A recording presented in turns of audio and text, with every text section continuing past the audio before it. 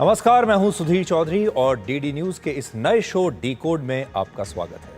आज हम सबसे पहले आपको यूक्रेन पर रशिया का सबसे बड़ा हमला दिखाएंगे। इस हमले में 450 से ज्यादा ड्रोन्स और 60 से ज्यादा मिसाइलें फायर की गई हैं। सबसे बड़ी बात यह है कि रशिया ने इस हमले के दौरान यूक्रेन के एक F-16 फाइटर जेट को भी नष्ट कर दिया, जिसमें उसके एक पायलट की मौत हो गई।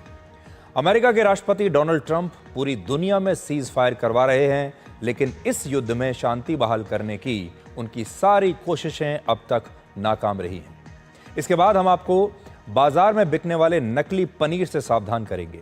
दिल्ली के पास नोएडा में करीब 1,500 किलोग्राम नकली पनीर पकड़ा गया है। हो सकता है आप भी जहां से पनीर खरीदते हैं या जहां से आप पनीर वाला खाना खा रहे हैं, वहां भी इसी प्रकार का नकली पनीर इस्तेमाल हो रहा हो। आज बड़ा सवाल यह है कि 1 किलो शुद्ध पनीर बनाने में करीब 350 रुपए का खर्च आता है, लेकिन बहुत सारी दुकानों पर, रेस्टोरेंट्स में 15 रुपए से लेकर 50 रुपए के बीच पनीर से बने पकौड़े, सब्जियां और बर्गर सब आपको मिल रहे हैं। आखिर ये कैसे संभव है? इसलिए ये खबर आज आप सब के लिए है।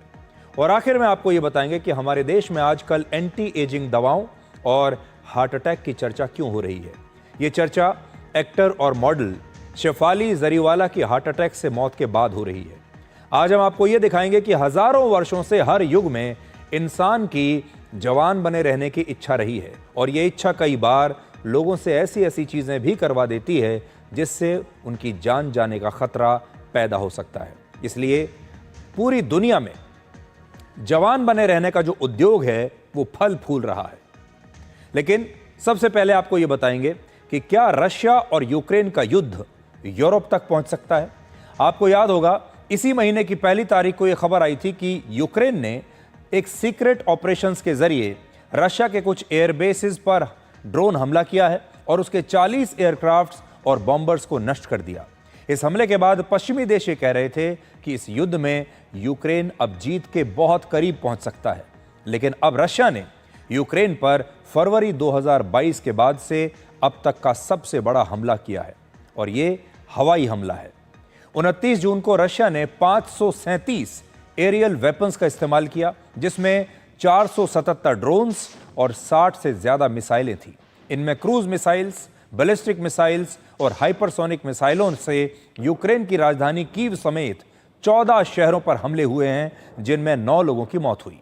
हालांकि यूक्रेन ने इन मौतों की पुष्टि नहीं की है और कहा है कि इन हमलों का असर बहुत कम हुआ है।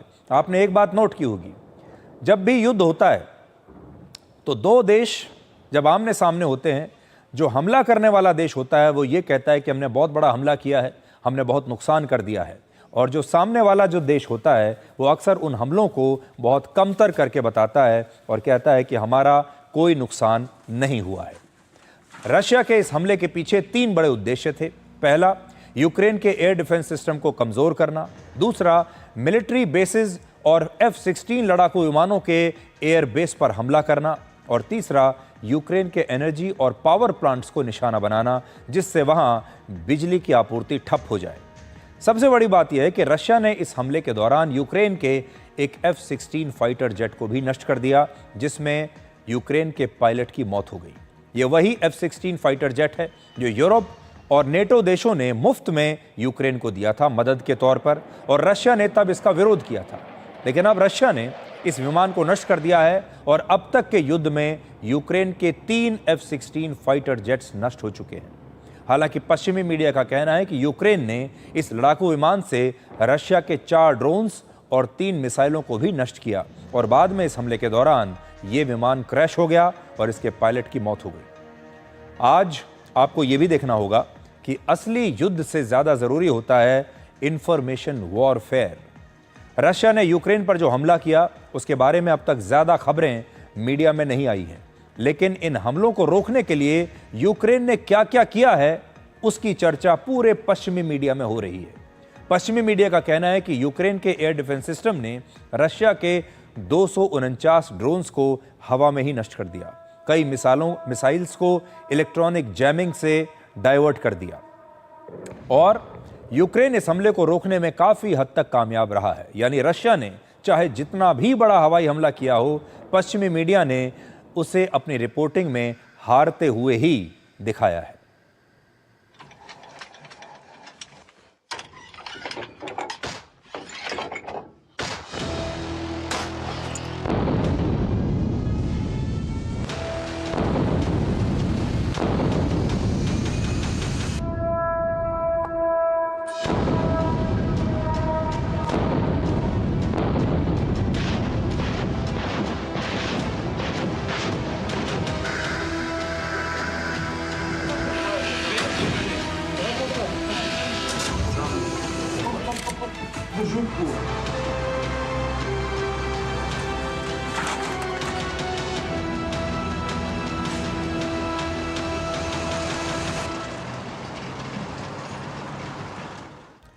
यूक्रेन के राष्ट्रपति ज़ेलेंस्की ने इस हमले को बहुत खौफनाक बताया है और नेटो देशों से एक बार फिर से मदद भेजने की मांग की है, जबकि नेटो ने हर बार की तरह इस बार भी इस मामले पर कोई अंतिम फैसला नहीं लिया। अब सोचिए, ये युद्ध नेटो की वजह से ही शुरू हुआ, क्योंकि यूक्रेन नेटो में शामिल होना चाहता था और रशिया तब इसका विरोध कर रहा था। लेकिन आज इस युद्ध को शुरू हुए 3 साल और 4 महीने हो चुके हैं और यूक्रेन को अब भी नेटो से मदद मांगनी पड़ रही है और नेटो स्पष्ट रूप से कभी उसकी मदद के लिए आगे आया नहीं और आ भी नहीं रहा है। और आज भी वो यही कहता है कि वो सोचेगा कि नेटो के देश यूक्रेन की क्या मदद कर सकते हैं।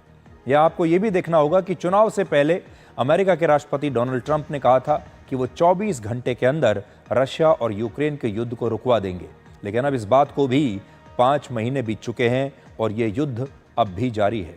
तो डोनाल्ड ट्रंप दुनिया भर में सीज फायर करवा रहे हैं, सीज फायर होने का सारा श्रेय अपने आप को देते हैं, लेकिन इस युद्ध में वो कोई सीज फायर नहीं करवा पाए और इस हमले से ऐसा लगता है कि ये युद्ध अब भी सीज फायर से बहुत दूर है और ये युद्ध पहले से भी ज़्यादा अब और बड़ा हो सकता है।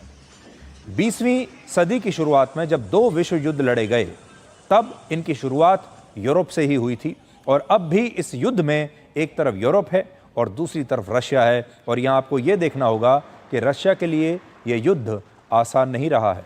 ये युद्ध एक तरह से रशिया वर्सेस ऑल का रहा है, जिसमें यूरोप और नेटो के सभी देश एक साथ रशिया के खिलाफ हैं और फरवरी 2022 से अब तक रशिया पर 21,000 से ज़्यादा आर्थिक प्रतिबंध लग चुके हैं। लेकिन इसके बावजूद रशिया का जीडीपी ग्रोथ रेट आज भी अमेरिका के जीडीपी ग्रोथ रेट के ही आसपास चल रहा है। वर्ष 1980 में ईरान और इराक का युद्ध 8 वर्षों तक चला था और ये उसके बाद दूसरा ऐसा युद्ध हो सकता है जो इतना लंबा चला है और अब भी दूर दूर तक ऐसे आसार नहीं दिखते कि इस युद्ध में कोई सीज फायर हो पाएगा।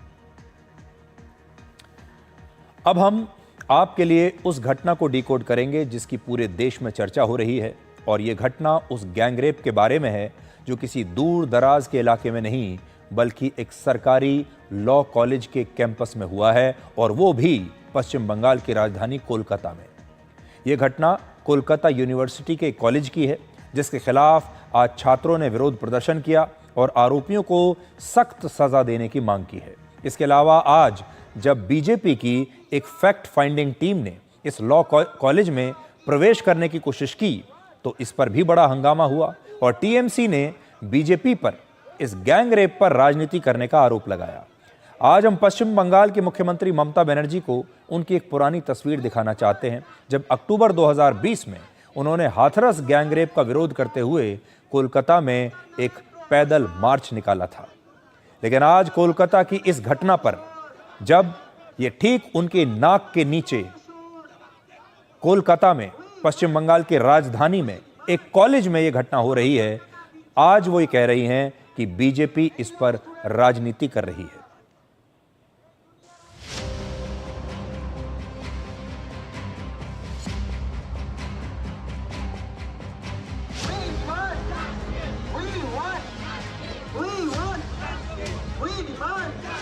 हालांकि ऐसा घटना घट जाने के बाद जो इन्वेस्टिगेशन एजेंसी है वो भी प्रमाण छुपाने के पीछे लग गए थे।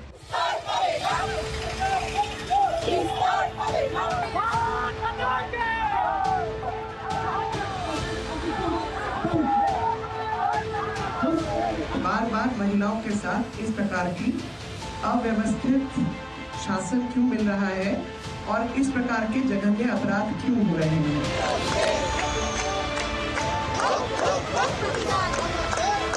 जिस प्रकार से घटना चल रही है पश्चिम बंगाल के अंदर, ये केवल एक घटना नहीं, जो एक पैटर्न बन रहा है।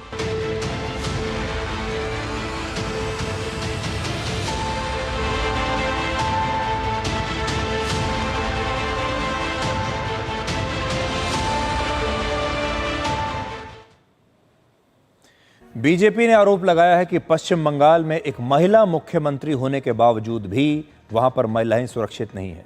गैंगरेप के आरोपी मनोजीत मिश्रा पर कई मुकदमे दर्ज होने के बावजूद उसे कॉलेज में नॉन टीचिंग स्टाफ के तौर पर रखा गया।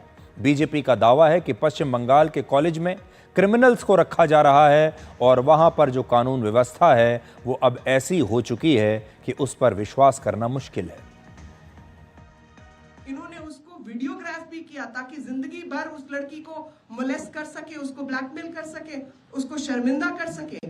अपॉइंटमेंट्स क्रिमिनल्स के हो रहे हैं कॉलेजेस के अंदर, वहां पे पुलिस वेरिफिकेशन नाम की कोई चीज है या नहीं। और एक हिस्ट्री शीटर व्यक्ति जिसके ऊपर 2011 में मुकदमे हैं, 2013 के मुकदमे हैं, लगातार मुकदमे हैं, तो ऐसे कितने हिस्ट्री शीटर घूम रहे हैं इस प्रदेश के अंदर जो लगातार इन अपराधों में सम्मिलित है, उसकी हिस्ट्री शीट तक नहीं बनी, आज तक वो खुला घूम रहा है। पीड़िता के वकील के मुताबिक एफआईआर से यह पता चलता है कि यह एक सामूहिक दुष्कर्म है, यह गैंगरेप है। उन्होंने दो बड़ी बातें कही कि इस मामले में आरोपियों को सजा 20 साल से कम नहीं होनी चाहिए, 20 साल की कैद तो होनी ही चाहिए, और दूसरा उन्हें आजीवन कारावास की सजा भी मिलनी चाहिए, मिल सकती है। बीजेपी की फैक्ट फाइंडिंग टीम के पहुंचने के बाद अब मुख्यमंत्री ममता बनर्जी के मिनिस्टर डॉक्टर शशि पांजा ने बीजेपी पर राजनीति करने का आरोप लगाया है। उनका दावा है कि इससे कोई फर्क नहीं पड़ता कि आरोपी का किसी संगठन या संस्था से कोई संबंध था या नहीं। 20 जून को राष्ट्रीय महिला आयोग की एक टीम ने भी कोलकाता के इस लॉ कॉलेज का 29 जून को इस लॉ कॉलेज का दौरा किया था और आरोप लगाया था कि पश्चिम बंगाल की सरकार और वहां की पुलिस इस मामले को लेकर कोई सहयोग नहीं कर रही और इस घटना की सच्चाई को छिपाने की कोशिश हो रही है। अब आपको इस घटना के बारे में भी थोड़ी जानकारी होनी चाहिए। हो सकता है आपने इस घटना के बारे में सुना तो होगा, लेकिन पूरी जानकारी आपके पास नहीं होगी। तो पूरी जानकारी जब आप सुनेंगे तो आज आपको भी नींद नहीं आएगी। ये घटना कोलकाता यूनिवर्सिटी के एक लॉ कॉलेज में हुई है, जिसमें कॉलेज के ही एक कर्मचारी ने 3 लोगों के साथ मिलकर 3 लोगों की मदद से एक 24 साल की छात्रा का गैंगरेप किया। इसे गैंगरेप इसलिए कहा जा रहा है क्योंकि इसमें आरोपी की इसी कॉलेज के 2 छात्रों और एक सिक्योरिटी गार्ड ने मदद की, और जब रेप में आरोपी की कुछ लोग मदद करते हैं तो उसे भी गैंगरेप ही कहा जाता है। और इस गैंगरेप का मुख्य आरोपी का नाम है मनोजीत मिश्रा और ये 31 साल का है। और न्यूज एजेंसी पीटीआई ने एफआईआर के हवाले से ये खबर दी है कि मनोजीत मिश्रा इस लॉ कॉलेज के नॉन टीचिंग स्टाफ का हिस्सा था और आरोप है कि वो कॉलेज में टीएमसी की छात्र इकाई का भी अघोषित रूप से नेतृत्व कर रहा था और उसने इस छात्रा को इस यूनियन में गर्ल्स सेक्रेटरी के पद पर नियुक्त किया था। लेकिन 25 जून को मनोजीत मिश्रा ने इस छात्रा से कहा कि वो उससे शादी करना चाहता है, और जब छात्रा ने ये कहते हुए शादी से इनकार किया कि वो किसी और से प्यार करती है, तो इस बात पर इस लड़के को ये बात अच्छी नहीं लगी और उसने कहा कि वो इस लड़की से अब बदला लेकर रहेगा। सबसे पहले 2 लड़कों की मदद से ये आरोपी इस छात्रा को कॉलेज के एक गार्ड रूम में लेकर गया और बाद में वहां गार्ड और 2 छात्रों के सामने इसका बलात्कार हुआ। दावा है कि इस रेप की साजिश पहले ही बना ली गई थी, षड्यंत्र पहले ही रच लिया गया था, यानी ये सब कुछ पूर्व नियोजित था, प्री प्लान्ड था। और इसमें जिन 2 छात्रों ने आरोपी की मदद की वो भी इसके बारे में जानते थे। इनमें एक आरोपी का नाम है जैब अहमद और दूसरे का नाम है प्रमित मुखर्जी। इस घटना के बाद 26 जून को ये लड़की पुलिस स्टेशन पहुंची और इसने खुद इस घटना के खिलाफ एक एफआईआर दर्ज कराई। इस मामले में दो और बड़े खुलासे हुए हैं। पहला ये कि आरोपी ने इस छात्रा के रेप का वीडियो बना लिया और वो इस छात्रा को इस वीडियो के जरिए ब्लैकमेल करने वाला था। और दूसरा खुलासा ये कि जिस आरोपी ने रेप किया और जिन दो छात्रों ने उसकी मदद की, ये तीनों लोग कॉलेज की छात्राओं को पहले भी परेशान करते रहे हैं, परेशान करते थे और उनके आपत्तिजनक वीडियोस बनाकर उन्हें ब्लैकमेल किया करते थे। और ऐसा नहीं है कि इन घटनाओं के खिलाफ इससे पहले इनकी शिकायत नहीं हुई, लड़कियों ने आवाज नहीं उठाई। गैंगरेप के मुख्य आरोपी मनोजीत मिश्रा ने 2012 में इसी कॉलेज में LLB की पढ़ाई के लिए दाखिला लिया था और फिर वर्ष 2013 में एक व्यक्ति की उंगली काटने के आरोप में उसके खिलाफ मुकदमा दर्ज हुआ था। इसके बाद यह लड़का 3 साल तक फरार रहा और 2017 में जब यह मुकदमा समाप्त हुआ तब इसने वापस इसी कॉलेज में दाखिला ले लिया और ये इस दौरान भी कॉलेज की लड़कियों को ऐसे ही परेशान करता रहा।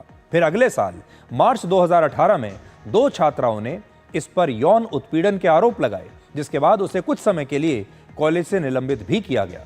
लेकिन यहां भी टीएमसी के बड़े नेताओं से जान पहचान होने के कारण इस लड़के के खिलाफ कोई बड़ी कार्रवाई नहीं हुई और फिर मार्च 2023 में इस पर एक और छात्रा ने यौन शोषण का आरोप लगाया और फिर दिसंबर 2023 में भी इसने कॉलेज में हिंसा और मारपीट की, लेकिन इसे यहां भी छोड़ दिया गया और इसे इसी कॉलेज के नॉन टीचिंग स्टाफ में टेम्परेरी नौकरी भी मिल गई। अब आप खुद सोचिए, एक ऐसा व्यक्ति जिस पर इतने सारे आरोप बार बार हर बार लग रहे हैं, उसे स्टाफ में कैसे रखा जा सकता है, उसे इस कॉलेज में नौकरी कैसे दी जा सकती है। अब आपके मन में सवाल होगा कि जो लड़का कॉलेज की छात्राओं को ऐसे परेशान करता था, उस पर आखिर किसी न किसी का हाथ तो जरूर रहा होगा, क्योंकि वो लगातार बचता चला गया। तो इसके पीछे टीएमसी के एक विधायक को बताया जा रहा है और विधायक का नाम है अशोक कुमार देव। ये इस लॉ कॉलेज की गवर्निंग बॉडी के सदस्य हैं और आरोप है कि मनोजीत मिश्रा इन्हीं के लिए काम करता था, यानी विधायक जी के लिए काम करता था और विधायक जी की मदद से ही इस लड़के को इस कॉलेज में नौकरी भी मिली। और जब भी कॉलेज में कोई लड़की इसका विरोध करती थी तो ये कहता था कि तुम हमारे अंकल को नहीं जानते, या ये कहा करता था कि अंकल विधायक हैं हमारे, चाचा विधायक हैं हमारे। ये डायलॉग आपने बड़ा सुना होगा और ये डायलॉग वाकई में ये लड़का यहाँ बोलता था और बताता था लोगों को कि मेरे चाचा विधायक हैं। यहाँ एक सवाल पुलिस को लेकर भी है, क्योंकि जो एफआईआर दर्ज हुई उसमें आरोपियों के नाम की जगह उनके नाम के अक्षर लिखे गए। जैसे मनोजीत मिश्रा के लिए M लिखा है, जैब अहमद के लिए J लिखा है, आरोपी प्रमित मुखर्जी के लिए P लिखा है। बीजेपी का आरोप है कि ऐसा जानबूझकर किया गया है ताकि आरोपियों की पहचान और टीएमसी के साथ उनके रिश्तों को छिपाया जा सके। हालांकि पुलिस ने इन आरोपों को गलत बताया है। अब इस घटना में 3 बातें बड़ी महत्वपूर्ण हैं। पहली बात ये घटना एक सरकारी लॉ कॉलेज में एक कानून की पढ़ाई करने वाली छात्रा के साथ हुई, जिससे हमारे कानून का भी मजाक उड़ रहा है। अब आप सोचिए, ये छात्रा वकील बनने के लिए पढ़ाई कर रही थी। वकील बनने के बाद ये अपने जैसी न जाने कितनी महिलाओं को इंसाफ दिलाती, लेकिन उससे पहले ही इसके साथ ऐसी घटना हो गई। सोचिए, लॉ कॉलेज में पढ़ने वाली एक छात्रा का बलात्कार कर दिया जाता है उसी लॉ कॉलेज में। दूसरा, पिछले 10 महीनों में यह दूसरी घटना है जब इस तरह से रेप की वारदात हुई और इसमें पुलिस पर लापरवाही के आरोप लगे हैं। आप याद कीजिए, इससे पहले आरजी कर मेडिकल कॉलेज में ऐसे ही एक महिला डॉक्टर का ऑन ड्यूटी रेप हुआ था और फिर उसकी हत्या कर दी गई थी। और इस घटना में भी एक छात्रा का उसी के कॉलेज में रेप हुआ है। मेडिकल कॉलेज में ऑन ड्यूटी डॉक्टर का रेप हो रहा है, लॉ कॉलेज में पढ़ने वाली छात्रा का कॉलेज के अंदर रेप हो रहा है। यह स्थिति तब है जब पश्चिम बंगाल के मुख्यमंत्री ममता बनर्जी खुद एक महिला हैं और वर्ष 2011 में तब से लेकर अब तक वो इस पद पर बैठी हैं। महिला अपराध के मामले में पश्चिम बंगाल शीर्ष राज्यों में आता है। गृह मंत्रालय के मुताबिक वर्ष 2022 में महिलाओं के खिलाफ अपराध की लगभग 35,000 घटनाएं दर्ज हुई, जबकि वर्ष 2021 में 1,123 रेप और गैंगरेप की घटनाएं हुई थी। यहां आपको यह समझना होगा कि जब एक कॉलेज के अंदर किसी लड़की के साथ रेप होता है तो ऐसी घटनाएं ये भी दिखाती हैं कि आरोपियों में कानून का कोई डर नहीं और ऐसा शायद इसलिए होता है क्योंकि आरोपियों को ऊपर से राजनीतिक संरक्षण दिया जाता है।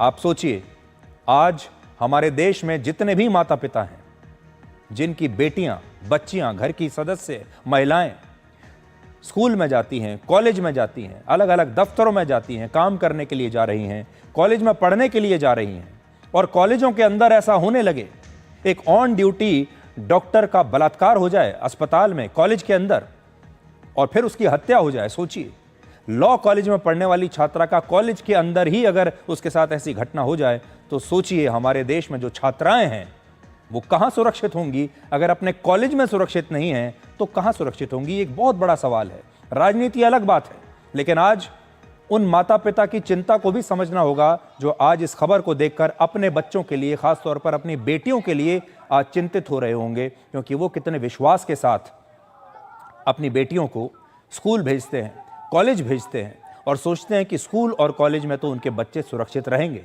लेकिन वहीं अगर ऐसी घटनाएं होने लगीं तो देश के लोगों का विश्वास इन कॉलेजों से उठ जाएगा। अब हम आपको आज का सबसे चिंताजनक विश्लेषण दिखाएंगे जो असल में आपके बारे में है, लेकिन पनीर के बारे में ज्यादा है। आपको यह बताने वाले हैं कि आप जो पनीर खा रहे हैं क्या वो नकली और मिलावटी तो नहीं है, क्योंकि अब जो तस्वीरें आप देखेंगे ये देश की राजधानी दिल्ली के पास नोएडा से आई हैं, जहां पुलिस ने एक गाड़ी से लगभग 1,500 किलोग्राम नकली पनीर बरामद किया है। 1,400 किलोग्राम नकली पनीर बरामद हुआ है। यह पनीर इतना ज्यादा था कि इसे लगभग 11,000 लोग खा सकते थे। 11,000 लोगों का पेट भर सकता था ये। और पुलिस का कहना है कि यह पनीर अलीगढ़ की एक फैक्ट्री में तैयार हुआ था और हर रोज अलीगढ़ से इस नकली पनीर को ऐसे ही दिल्ली, नोएडा और गुरुग्राम में लाकर बेचा जाता था। पुलिस ने अलीगढ़ की इस फैक्ट्री पर भी छापा मारा, जहां 50 kilogram milk powder, palm oil के बड़े बड़े कनस्तर, रिफाइंड ऑयल, 4 लीटर केमिकल और नकली पनीर बनाने के लिए जो सिंथेटिक कलर्स मिलाए जाते हैं, जो नकली रंग होते हैं, सिंथेटिक रंग होते हैं, वो भी बरामद हुए। और पुलिस का कहना है कि उसने अब तक 4 लोगों को गिरफ्तार किया है, लेकिन इस गिरोह में और भी कई लोग शामिल हो सकते हैं। अब बड़ी बात यह है कि पनीर ऐसे इलाकों में बेचा जाता था जहां आम लोग रहते हैं और जो सस्ता पनीर खरीदते हैं। इसमें 1 किलो नकली पनीर की कीमत सिर्फ 160 रुपये होती थी और यह पनीर छोटे छोटे रेस्टोरेंट्स, ढाबों और दुकानों पर इस्तेमाल होता था। आजकल आप बाजार में कई दुकानों पर, रेस्टोरेंट्स पर, ढाबों पर पनीर के ऐसे ब्रेड पकौड़े देखते हैं, खाते हैं, जिनमें पनीर का एक बड़ा सा टुकड़ा आपको दिखता है। वो कहते हैं कि ये पनीर के पकौड़े हैं। उसमें ब्रेड पकौड़े की कीमत, ऐसे पनीर का जो पकौड़ा होता है उसकी सिर्फ 15 रुपए के आसपास कीमत होती है। 30 रुपए में आपको पनीर के मोमोज मिल जाते हैं। 50 रुपए में भरपेट पनीर की सब्जी आपको मिल जाएगी। तो ये सारा पनीर असल में नकली या मिलावटी होता है, इसीलिए इसका बना हुआ सामान आपको इतना सस्ता मिलता है। आपको यकीन नहीं होगा कि भारत में सबसे ज्यादा मिलावट किसी और चीज में नहीं बल्कि पनीर में होती है। पूरे भारत में सबसे ज्यादा मिलावट पनीर में है। और ये मैं अपनी तरफ से नहीं कह रहा, इसी साल अप्रैल के महीने में नोएडा और ग्रेटर नोएडा के फूड डिपार्टमेंट ने यह बताया कि उसने पनीर के 122 सैंपल्स की जांच की, जिसमें से 83% में मिलावट पाई गई और 40% पनीर तो ऐसा था जिसे खाने के बाद आपको गंभीर बीमारियां हो सकती हैं। इसी तरह की जांच कर्नाटक में हुई, जहां पनीर के 163 सैंपल्स में से सिर्फ 4 सैंपल्स सुरक्षित मिले। लखनऊ में भी जितने पनीर की जांच हुई उसमें से 50% सैंपल्स जांच में फेल हो गए। इन सारे मामलों में एक चीज कॉमन थी कि यह पनीर 160 से 200 रुपए प्रति किलोग्राम में बेचा जा रहा था और इसके सस्ते होने की वजह यह थी कि यह पनीर मिलावटी था, इसलिए इतना सस्ता था। इस मिलावट को तभी डिकोड किया जा सकता है जब आप इस बात को अच्छी तरह से अपने दिमाग में बैठा लें कि 1 किलोग्राम असली पनीर की कीमत 300 रुपए से कम नहीं हो सकती। 300 रुपए एक असली पनीर की कीमत होनी चाहिए। उदाहरण के लिए, अगर एक गाय या भैंस औसतन दिन में ज्यादा से ज्यादा 10 लीटर दूध दे सकती है और 1 किलो पनीर बनाने के लिए कम से कम 5 लीटर दूध की आवश्यकता होती है। 1 लीटर के लिए 5 लीटर दूध की आवश्यकता होती है 1 किलो पनीर बनाने के लिए। इस वक्त बाजार में 1 किलो दूध की कीमत कम से कम 60 रुपए है। अगर हम ये मान लें कि 5 लीटर दूध से 1 किलो पनीर बन सकता है तो इसमें सिर्फ दूध की लागत ही 300 रुपए के आसपास हो जाएगी।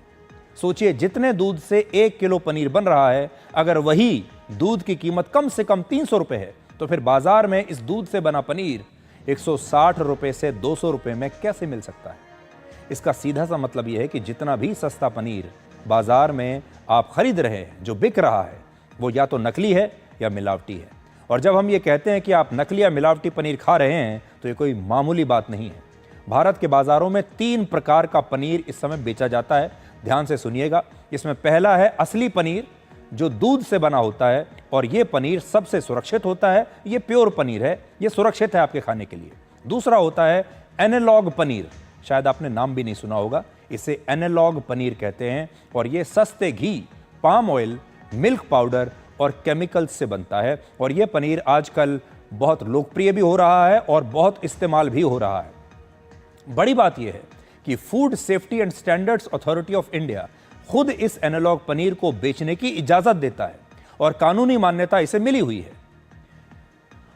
इस अथॉरिटी की शर्त सिर्फ यह है कि जो कंपनियां एनालॉग पनीर यानी दिखावटी पनीर बाजार में बेच रही हैं, उन्हें इसके पैकेट पर एनालॉग पनीर लिखकर बताना होगा कि यह एनालॉग पनीर है, यह असली पनीर नहीं है। लेकिन सोचिए, हमारे देश में कितने ही लोग ये जानते होंगे कि एनालॉग पनीर क्या होता है।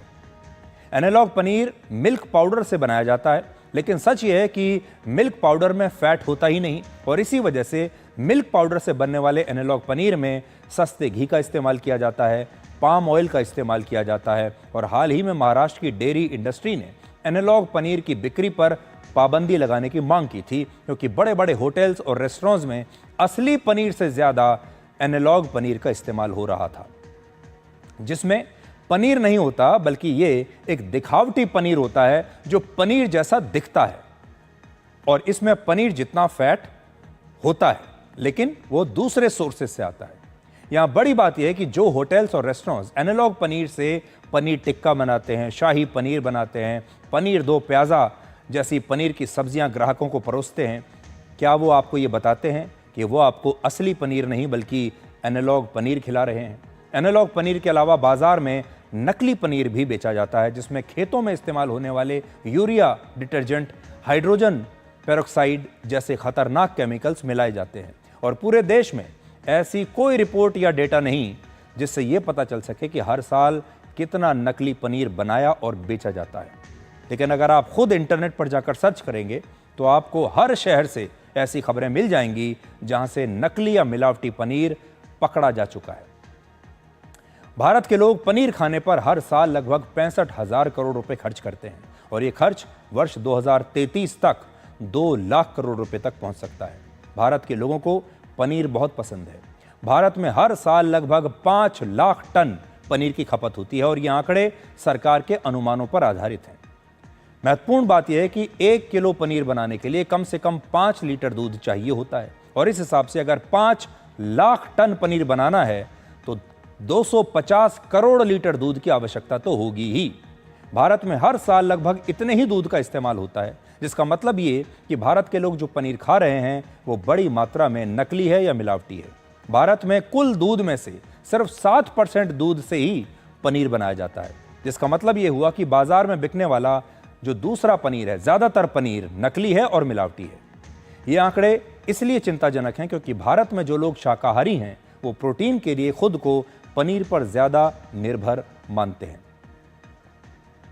तो भारत में अगर आप दूध का टोटल उत्पादन देखें और पनीर का उत्पादन देखें तो ये नंबर आपस में मैच नहीं करते।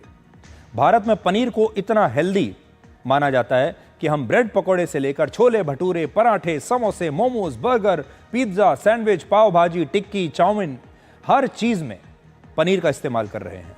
पनीर के न जाने कितने सारे आइटम्स और कितने प्रकार की सब्जियां हमारे देश में बनाई जाती हैं, बेची जाती है, खाई जाती है। और जब आप बाज़ार में जाते हैं तो आपको भर भर के पनीर खिलाया जाता है और शाही पनीर में भी पनीर के बड़े बड़े टुकड़े होते हैं और ये सब आपको बहुत सस्ते में मिलता है। आपके घर के आसपास ऐसी कई दुकानें होंगी जहां 50 रुपए में अनलिमिटेड पनीर की सब्जी आपको मिल जाएगी, 30 रुपए में पनीर वाले मोमोज मिल जाएंगे। आप यही सोचते होंगे कि इतने सस्ते में पनीर के आइटम्स आपको खाने के लिए मिल रहे हैं, लेकिन आप कभी ये दिमाग नहीं लगाते कि जो पनीर आप खा रहे हैं वो नकली है। यहाँ सबसे बड़ी बात यह कि उत्तर भारत के राज्यों में खास मेहमानों को जब आप खाने पर बुलाते हैं तो पनीर की सब्जी सबसे पहले परोसी जाती है, जबकि इसी पनीर में सबसे ज़्यादा मिलावट है।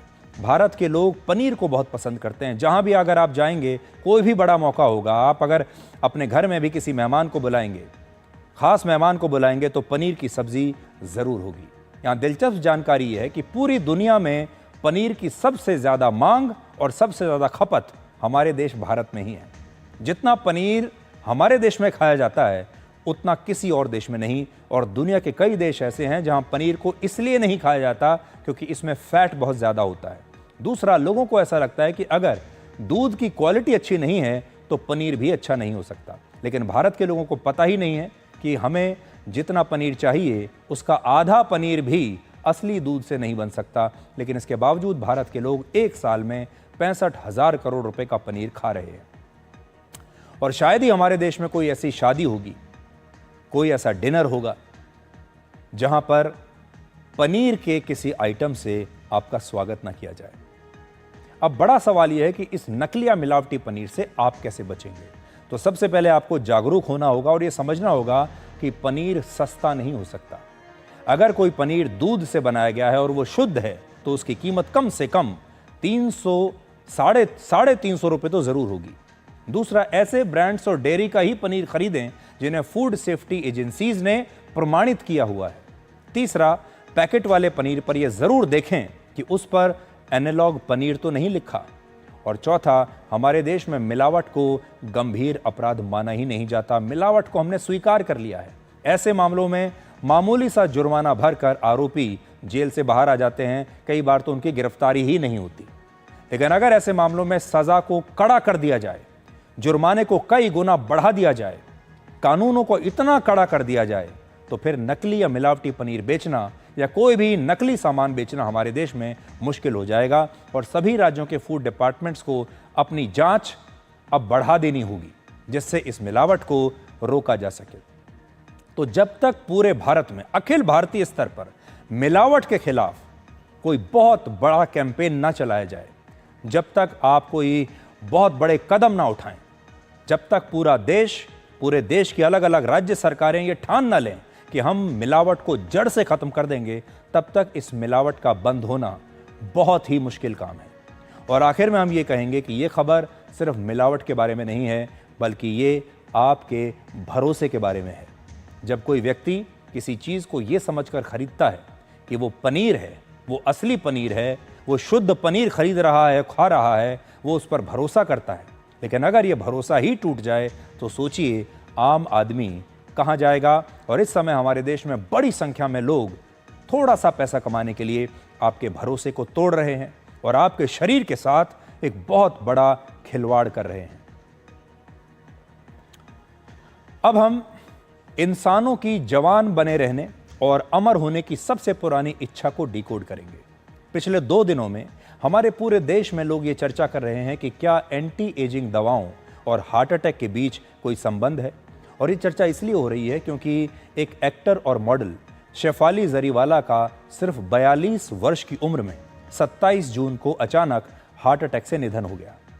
जांच में यह पता चला कि शेफाली जरीवाला पिछले कई वर्षों से जवान बने रहने के लिए, अपनी उम्र को रोकने के लिए एंटी एजिंग दवाएं ले रही थी। हालांकि अभी तक उनकी पोस्टमार्टम की रिपोर्ट जारी नहीं हुई है और हम ये कह भी नहीं सकते कि उनको ये हार्ट अटैक सिर्फ इसलिए आया होगा कि वो एंटी एजिंग दवाएं खा रही थी। लेकिन ऐसा शक है और ऐसा कहा जा रहा है कि कहीं एंटी एजिंग दवाओं का खाना इसके पीछे कोई बड़ी वजह तो नहीं। पुलिस और फॉरेंसिक एक्सपर्ट्स को उनके घर में विटामिन सी के इंजेक्शंस मिले हैं और ग्लूटाथियोन मिला है। ग्लूटाथियोन का इस्तेमाल त्वचा को गोरा बनाने के लिए, त्वचा पर आने वाली झुर्रियों को कम करने के लिए और डिटॉक्स के लिए किया जाता है। और मेडिकल एक्सपर्ट्स के मुताबिक इस दवा से कई बार जानलेवा एलर्जिक रिएक्शंस होते हैं और लिवर को भी नुकसान हो सकता है। औसतन एक इंसान के शरीर में 30 लाख करोड़ कोशिकाएं होती हैं और जैसे जैसे आपकी उम्र बढ़ने लगती है ये कोशिकाएं कमज़ोर होने के बाद धीरे धीरे मरने लगती हैं। इसी को बुढ़ापा कहते हैं। और जब आपका शरीर नई कोशिकाओं का निर्माण करना बंद कर देता है या कम कर देता है तो इसी को हम बुढ़ापा कहते हैं। दुनिया में जिसका जन्म हुआ है उसकी मृत्यु निश्चित है, यह हम सब जानते हैं। मृत्यु तो एक न एक दिन आएगी, बुढ़ापा भी आएगा ही, इसे रोक नहीं सकते। इसके बावजूद पूरी दुनिया में बढ़ती उम्र को रोकने के लिए, बुढ़ापे को टालने के लिए और खुद को अमर बनाने के लिए कोशिशें आज से नहीं सदियों से चलती आ रही हैं। वर्ष 2024 में पूरी दुनिया में एंटी एजिंग दवाइयां, सर्जरी और प्रोडक्ट्स का बाजार करीब 6.5 लाख करोड़ रुपए का था और 2033 में यह करीब 10.5 लाख करोड़ रुपए का हो जाएगा। हमारे देश भारत में एंटी एजिंग का कुल बाजार 2024 में पिछले साल लगभग 21,250 करोड़ रुपए का था और ये 2033 तक करीब 34,000 करोड़ रुपए का हो जाएगा। दुनिया भर के लोग यही चाहते हैं कि वो हमेशा जवान बने रहें। बूढ़ा होना कोई नहीं चाहता। सबकी कोशिश यही होती है कि एक बार जवान होने के बाद उनकी बायोलॉजिकल क्लॉक रुक जाए, उम्र की जो घड़ी है वो रुक जाए और फिर वो इतनी धीमी हो जाए कि वो हमेशा जवान बने रहें और बुढ़ापे को आगे आगे खिसकाते रहें। और यही वजह है कि दुनिया भर में बड़े बड़े वैज्ञानिक, बड़ी बड़ी मल्टीनेशनल कंपनीज और अरबपति अपना पैसा ऐसे फॉर्मूले को खोजने में लगा रहे हैं जिससे बुढ़ापे और मौत को हराया जा सके। दुनिया के एक बहुत बड़े उद्योगपति और अमेज़न के फाउंडर जेफ बेजोस, जिनके भी हाल ही में शादी हुई है, उन्होंने अमेरिका की एल्टोस लैब्स नाम की कंपनी में अपना इन्वेस्टमेंट किया है और ये कंपनी एंटी एजिंग प्रोडक्ट्स पर रिसर्च कर रही है। इस कंपनी में अब तक 25,500 करोड़ रुपए से ज्यादा का इन्वेस्टमेंट हो चुका है। गूगल की पेरेंट कंपनी अल्फाबेट ने कैलिको लाइफ साइंसेज नाम से एक बायोटेक कंपनी शुरू की है जो इंसानों की कोशिकाओं पर काम कर रही है, रिसर्च कर रही है और इसमें भी अभी तक लोगों ने हजारों करोड़ रुपए का निवेश कर चुके हैं। खुद को बुढ़ापे से दूर रखने की आपकी इच्छा में बड़ी बड़ी कंपनियों को अपना भविष्य और अपना फायदा दिख रहा है। उन्हें लगता है कि अगर उन्होंने रिसर्च पर इतना पैसा लगाने के बाद कोई फॉर्मूला तैयार कर लिया तो इस बाजार में उनका एकाधिकार हो जाएगा और वो दुनिया भर में अपने प्रोडक्ट्स बेचकर लाखों करोड़ों रुपए कमा पाएंगे। इंसानों की उम्र बढ़ाने या उन्हें अमर बनाने की कोशिशें 2 चरणों में हो रही हैं। पहला, इंसानों की उम्र को बढ़ाकर 120 या 150 साल तक ले जाने पर आजकल रिसर्च चल रही है। तो इंसान 100, 125, 150 वर्षों तक जी सकें, इस पर रिसर्च हो रही है। दूसरे चरण में कोशिश ये होगी कि इंसानों को अमर ही बना दिया जाए और तब ऐसे लोग हमेशा के लिए बुढ़ापे को अलविदा कह देंगे कि वो बूढ़े होंगे ही नहीं, जवान बने रहेंगे लंबे समय तक। तब ये वो समय होगा जब 70 और 80 साल के जो लोग हैं वो भी जवान दिखेंगे। अमेरिका की एक कंपनी एंथ्रोपिक का दावा है कि वर्ष 2030 तक ही इंसानों की औसत उम्र आर्टिफिशियल इंटेलिजेंस की मदद से करीब 150 वर्ष तक पहुंच सकती है। एक और दावा यह किया जा रहा है कि वर्ष 2032 तक एआई की मदद से ऐसे सूक्ष्म रोबोट्स बनाए जा सकते हैं जो सीधे हमारे शरीर की कोशिकाओं को रिपेयर कर पाएंगे और उन्हें इन कोशिकाओं को मरने से रोका जा सकेगा, जिससे आपके बुढ़ापे की रफ्तार बहुत धीमी हो जाएगी और आप लंबे समय तक जवान रह पाएंगे। बढ़ती उम्र को रोकने की कोशिशें हजारों वर्षों से चलती आ रही हैं। हालांकि रिवर्स एजिंग के एक्सपेरिमेंट्स अक्सर फेल हो जाते हैं या फिर उनके सही नतीजे नहीं मिलते। कई बार ये खतरनाक हो जाते हैं। करीब 2000 साल पहले ऐसा कहा जाता है, चीन में एक राजा हुआ करते थे। वो एक स्पेशल ड्रिंक पीते थे जिसमें पारा मिला होता था। उन्हें भरोसा था कि ऐसा करके वो हमेशा के लिए अमर हो जाएंगे। हालांकि जहरीला पारा पीने की वजह से 49 वर्ष की उम्र में ही उनकी मौत हो गई। ये कहानी है। अमेरिका के मशहूर पॉप सिंगर माइकल जैक्सन ने अपने घर में करीब 85 लाख रुपए उस समय के खर्च करके एक ऑक्सीजन चेंबर बनवाया था और वो इस चेंबर में सोया करते थे, नींद लिया करते थे और तब उन्होंने 150 वर्ष तक जीवित रहने का दावा किया था, कोशिश की थी। हालांकि सिर्फ 50 वर्ष की उम्र में ही उनका निधन हो गया था। कई बड़े बड़े इंटरनेशनल सेलिब्रिटीज बुढ़ापे को लेकर अपने डर के बारे में अक्सर बताते रहते हैं। उन्हें लगता है कि अगर वो बूढ़े हो गए तो फिर उन्हें कोई काम नहीं मिलेगा। उनका स्टारडम, उनकी ब्रांड वैल्यू बाजार में घट जाएगी, उनके फैंस उन्हें भूल जाएंगे। इसलिए उनका सुंदर दिखना, जवान दिखना बहुत ज़रूरी है। इसलिए वो एंटी एजिंग दवाओं का खुलकर इस्तेमाल करते हैं। सिर्फ सेलिब्रिटीज़ ही नहीं, दूसरे लोग भी ऐसा करने की कोशिश करते हैं जिनके पास पैसा है, संसाधन है। और एक उदाहरण आप देखिए, अमेरिका के एक बड़े उद्योगपति हैं ब्रायन जॉनसन। वो हर साल खुद को जवान बनाए रखने के लिए कम से कम 17 करोड़ रुपए खर्च करते हैं। ब्रायन जॉनसन हर दिन 40 सप्लीमेंट्स लेते हैं। उनके खाने पीने से लेकर उनकी नींद की निगरानी रखने तक 30 डॉक्टरों की एक टीम है। उनकी उम्र 47 वर्ष है, लेकिन उनके शरीर की उम्र उनकी वर्तमान उम्र से कम बताई जाती है। और इसे हम रिवर्स एजिंग कहते हैं, जब इंसान जवान होने लगता है, पीछे की तरफ जाने लगता है। उन्होंने अपने शरीर को दोबारा जवान बनाने का दावा किया है और उनके डॉक्टरों के मुताबिक ब्रायन के लंग्स की उम्र 18 साल और उनका जो हार्ट है वो किसी 37 वर्ष के इंसान जैसा है। पर इस कोशिश में कुछ खतरे भी दिखाई देते हैं और हाल ही में उन्होंने बताया कि उनके शरीर में ब्लड शुगर के लेवल में उतार चढ़ाव आ रहा है, उनका हार्ट रेट असामान्य हो रहा है और उनका शरीर जवान होने की बजाय बूढ़ा हो रहा है। कुछ दिन पहले हमने आपको अमेरिका के एक प्रोफेसर डॉक्टर डेविड फर्मन की कहानी सुनाई थी, आपको याद होगा। इसी शो में हमने आपको बताया था उनके शरीर की बायोलॉजिकल एज उनकी असली उम्र से ज़्यादा हो गई थी। थका हुआ महसूस करते थे, उनको लगता था समय से पहले बुढ़ापा आ गया। इसके बाद वो कैलिफोर्निया के एक जंगल में रहने लगे। उन्होंने इलेक्ट्रॉनिक गैजेट्स का इस्तेमाल पूरी तरह से बंद कर दिया, मोबाइल फ़ोन का इस्तेमाल बंद कर दिया।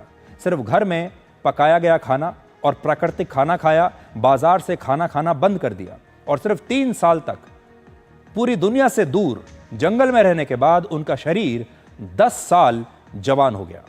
ये कहानी ये बताती है कि आप जितना ज़्यादा प्रकृति के आसपास रहेंगे, जितना ज़्यादा अपने शरीर को प्राकृतिक रूप से रखेंगे, आपका शरीर उतना ही ज़्यादा स्वस्थ रहेगा, उतना ही ज़्यादा जवान बना रहेगा।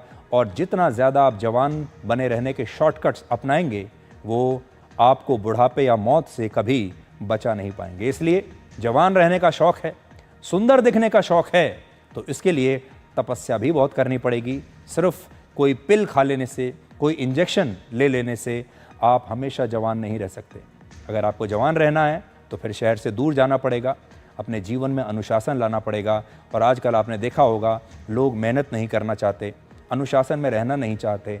अब वज़न घटाने की कैप्सूल्स आ गए हैं, इंजेक्शन्स आ गए हैं और बड़ी संख्या में बहुत सारे फिल्म स्टार्स ऐसे हैं, टीवी पर आने वाले लोग ऐसे हैं, बहुत सारे बड़े बड़े सेलिब्रिटीज़, उद्योगपति ऐसे हैं जो वज़न घर बैठे वज़न घटाने के लिए अब गोलियां ले रहे हैं, दवाइयां ले रहे हैं। और रातों रात हम ऐसे लोगों को देख रहे हैं जिनका अचानक से वज़न कम हो गया। ये लोग जीवन भर कभी अपना वज़न कम नहीं कर पाए, कभी अपना 2, 3, 4 किलोग्राम भी वज़न कम नहीं कर पाए, और अचानक लोग 10, 15, 20 किलोग्राम वज़न कम कर रहे हैं। और उनका जब आप शरीर देखेंगे तो पूरा कायाकल्प हो गया। इनमें से ज़्यादातर लोग ऐसे हैं जो बताते नहीं कि वो वज़न कम करने की दवाई ले रहे हैं। वो यही कहते हैं कि आजकल हमने अपना व्यायाम बढ़ा दिया है, हमने डाइटिंग शुरू कर दी है, हम हर रोज़ जिम जा रहे हैं। लेकिन सच ये है कि इनमें से ज़्यादातर लोग कोई ना कोई दवाई लेकर कृत्रिम रूप से बिना मेहनत किए अपना वज़न घटा रहे हैं, और आगे चलकर ये खतरनाक हो सकता है। अब एक और खबर जो आपके काम की है। आज सोमवार है और आज हमने सोचा कि आज हम आपको ज़्यादा से ज़्यादा ऐसी खबरें दिखाते हैं जो आपके काम की हैं। इसलिए अब ट्रेन से यात्रा करने वाले यात्रियों को राहत देने वाली 3 खबरों को आपके लिए डिकोड करेंगे। पहली, भारतीय रेलवे 1 जुलाई से तत्काल टिकट बुकिंग के नियम बदल रहा है। इस बदलाव से अचानक यात्रा करने वाले रेल यात्रियों की टिकट बुकिंग आसान हो जाएगी। कल से तत्काल टिकट की बुकिंग सिर्फ वही IRCTC अकाउंट होल्डर कर पाएंगे जिन्होंने अपने अकाउंट को आधार कार्ड से लिंक किया हो। रेलवे ने यह कदम तत्काल टिकट बुकिंग में हो रही धांधली को रोकने के लिए किया है। दूसरी बात, रिजर्वेशन चार्ट यात्रा के 4 घंटे की बजाय अब 8 घंटे पहले जारी हो जाएगा। और तीसरी खबर यह है कि पैसेंजर रिजर्वेशन सिस्टम को अब आधुनिक बनाया जाएगा। इसमें बदलाव किए जाएंगे। पहले तत्काल टिकट की जो बुकिंग थी उसके बारे में आपको बताते हैं। अब तक ये होता था कि जैसे ही तत्काल टिकट की बुकिंग शुरू होती थी, कुछ मिनटों में सारी टिकटें बिक जाती थी, बुक हो जाती थी। इसमें अवैध जो एजेंट्स हैं वो बड़ी संख्या में एक ही साथ बल्क बुकिंग कर लिया करते थे। सारी टिकट एजेंट्स ले जाते थे, आम आदमी को कुछ नहीं मिलता था, जिसकी वजह से आम यात्रियों को टिकट मिलने में बड़ी परेशानी होती थी। नए बदलावों के बाद अब पहले 30 मिनट में सिर्फ आम यात्री ही तत्काल की टिकट बुक करवा पाएंगे। ऑथराइज्ड टिकट एजेंट्स भी पहले 30 मिनट में तत्काल टिकट की बुकिंग नहीं कर सकेंगे। 15 जुलाई से PRS यानी पैसेंजर रिजर्वेशन सिस्टम और ऑथराइज्ड टिकट एजेंट्स द्वारा तत्काल टिकट बुकिंग के लिए मोबाइल नंबर पर OTP ऑथेंटिकेशन का प्रावधान लागू हो जाएगा। रेलवे ने दूसरा बदलाव रिजर्वेशन चार्ट की समय सीमा को लेकर किया है। पहले रिजर्वेशन चार्ट रेल यात्रा से 4 घंटे पहले लगता था। अब यात्रा से 8 घंटे पहले ही ये चार्ट जारी हो जाएगा और दोपहर 2 बजे से पहले जाने वाली गाड़ियों का रिजर्वेशन चार्ट एक दिन पहले रात 9 बजे तक ही जारी कर दिया जाएगा। अब तक ऐसा होता था कि जो यात्री वेटिंग लिस्ट में होते थे वो भी टिकट कंफर्म होने की उम्मीद में रेलवे स्टेशन पहुंच जाया करते थे, लेकिन अब 8 घंटे पहले ही रिजर्वेशन चार्ट जारी होने से वही यात्री स्टेशन तक जाएंगे जिनका टिकट कंफर्म होगा, जिससे स्टेशन पर भीड़ कम होगी और भगदड़ जैसी घटनाएं नहीं होंगी। इस योजना को अलग अलग चरणों में लागू किया जाएगा। रेलवे अपने पैसेंजर रिजर्वेशन सिस्टम में भी बदलाव ला रहा है। इसके बाद टिकट बुकिंग की रफ्तार 5 गुना तक बढ़ेगी।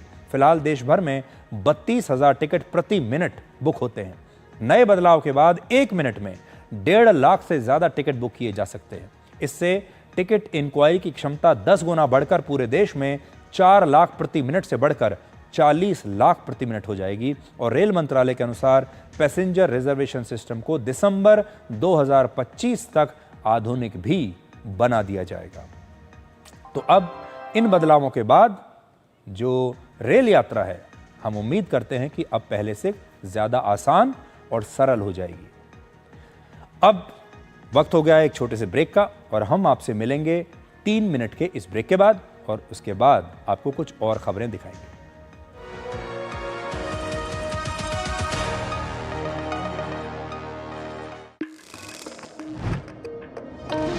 कौन है जो देश की वायरिंग को सेफ बनाता है?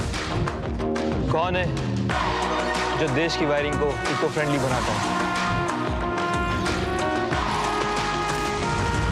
कौन है जो जोड़े देश को?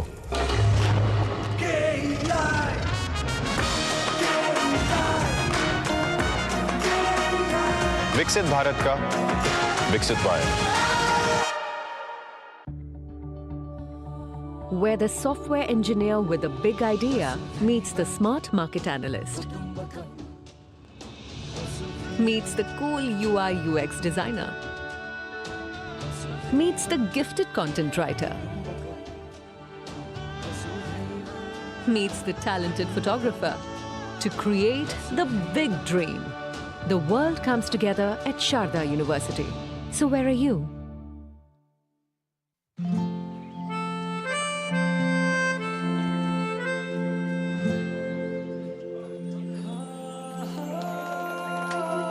जब अपनों का साथ हो तभी होता है शुभारंभ। इसलिए सिर्फ मुथूट फाइनेंस सदियों से देते आ रहा है हर नई शुरुआत में अपनों जैसा भरोसा। Muthoot finance, India's number 1 most trusted financial services brand. तो गोल्ड लोन के लिए अभी फोन कीजिए 1-800-313-1212 पर। कैंट गोल्ड से पानी होता है ज्यादा प्योर। बैक्टीरिया के अलावा हानिकारक सिस्ट भी निकलती है। बिना बिजली से चलने वाला वाटर प्योरीफायर जो पानी को शुद्ध करे और बीमारियों से बचाए। अब हर परिवार होगा स्वस्थ कैंट से। Become a proud Prestigian. Pursue BBA and MBA at PIMR Indore. Get 100% placement support. Industry-focused curriculum. Shaping leaders since 1994. Join PIMR Indore. This is no ordinary sky.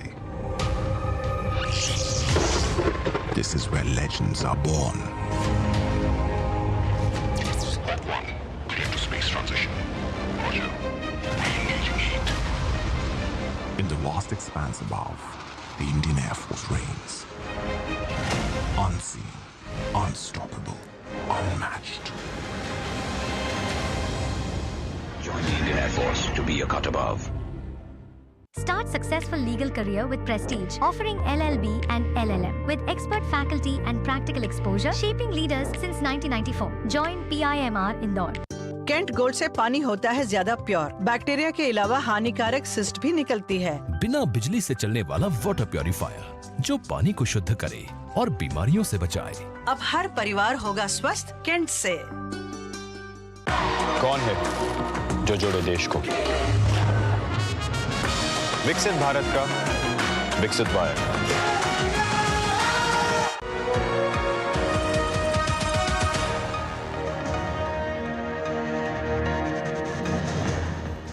आज 30 जून है। आप कहेंगे 30 जून है तो आज क्या खास है? 30 जून को वर्ल्ड सोशल मीडिया डे के रूप में मनाया जाता है। हमारे जीवन में सोशल मीडिया के बढ़ते प्रभाव को देखते हुए वर्ष 2010 से ये दिन मनाने की शुरुआत हुई थी। और आज अगर आपके पास कोई हुनर है, कोई टैलेंट है, तो सिर्फ एक मोबाइल फ़ोन आपको रातों रात सोशल मीडिया का स्टार बना सकता है। अगर आपकी आवाज़ में दर्द है, खनक है और सिर्फ पत्थरों के टुकड़ों की ताल से आप करोड़ों लोगों का दिल जीत सकते हैं, तो ये सब सोशल मीडिया का कमाल है।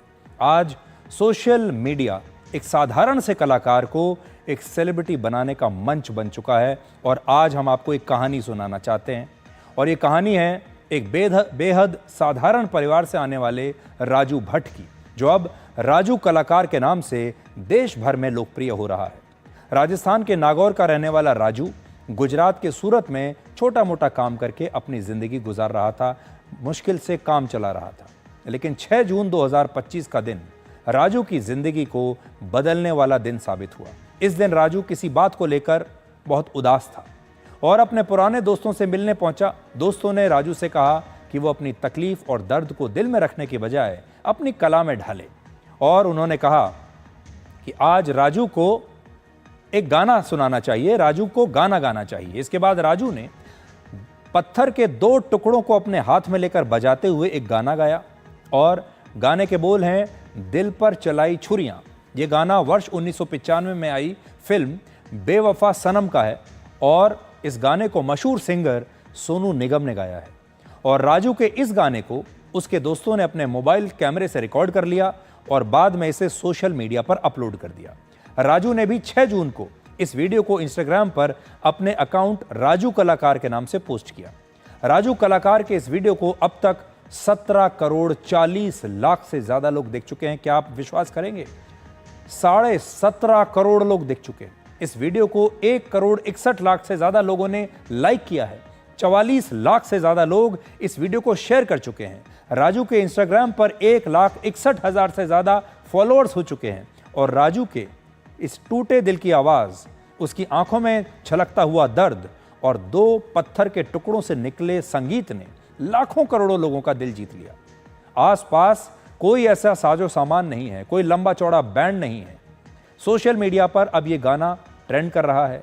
बड़े बड़े कलाकार और सेलिब्रिटीज अब इस गाने पर वीडियो बनाकर राजू को सपोर्ट कर रहे हैं। इस गाने के वायरल होने के बाद राजू कलाकार की निजी जिंदगी भी बहुत बदल चुकी है। अब लोग राजू को अपने इवेंट में बुला रहे हैं, अपने घरों पर, अपने समारोह में गाने का निमंत्रण दे रहे हैं। सोशल मीडिया इन्फ्लुएंसर राजू कलाकार के साथ मिलकर नए नए वीडियोस बना रहे हैं, उसके साथ कोलैबोरेशन कर रहे हैं। राजू की कहानी सोशल मीडिया की क्रांति की कहानी है। अब टैलेंट टीवी और फिल्मी पर्दे का मोहताज नहीं रहा। बहुत सारे लोग पहले समझते थे कि उनका टैलेंट बेकार चला जाएगा अगर वो टीवी के पर्दे पर नहीं आए, अगर वो सिनेमा के 70 mm के पर्दे पर नहीं आए तो उनका टैलेंट कभी लोग देख नहीं पाएंगे। लेकिन अब ये एक नई प्रकार की आज़ादी है।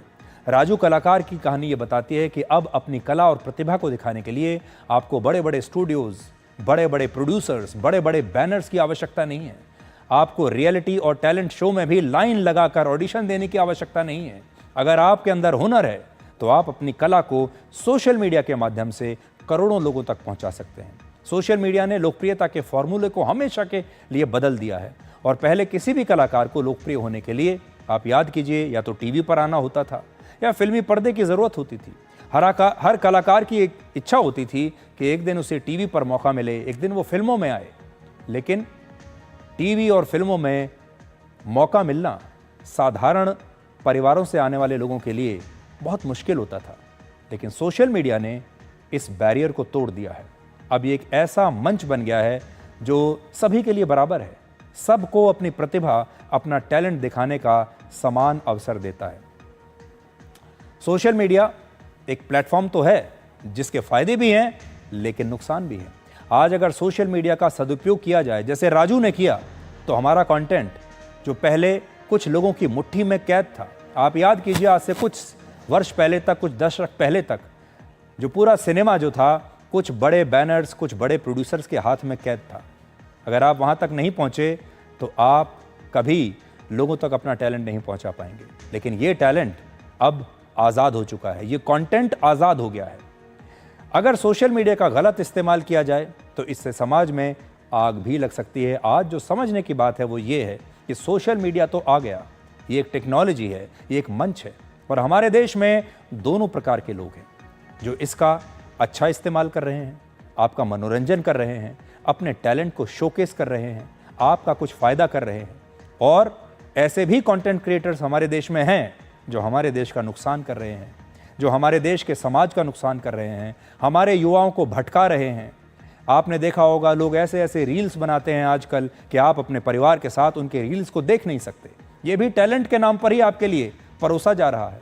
एक से एक अश्लील रील्स और वीडियोस आज आपको सोशल मीडिया पर देखने को मिलेंगे, और लोग ये सोचते हैं कि ये सब करके उन्हें फॉलोअर्स मिल जाएंगे। बहुत सारे लोग अपनी जान खतरे में डालकर स्टंट्स करते हैं, और कितने सारे लोगों के वीडियोस तो आप देखते भी हैं जिनकी जान चली भी जाती है सिर्फ इसलिए कि उन्हें सोशल मीडिया पर कुछ फॉलोअर्स मिल जाएं। इसलिए आपको ये देखना है कि मंच आपके पास है, ये मोबाइल फ़ोन आपके पास है, सारी सुविधाएं, टेक्नोलॉजी आपके पास है, लेकिन आप इसका इस्तेमाल कैसे करेंगे, ये एक बहुत बड़ी चुनौती है। तो आज के लिए डिकोड में इतना ही। अब आपसे हमारी अगली मुलाकात होगी कल रात 9 बजे। तब तक आप खुश रहिए, सुरक्षित रहिए, स्वस्थ रहिए। और आज के ज़माने में लोग समझते कम और समझाते ज़्यादा हैं, इसलिए रिश्ते सुलझते कम और उलझते ज़्यादा हैं। नमस्कार।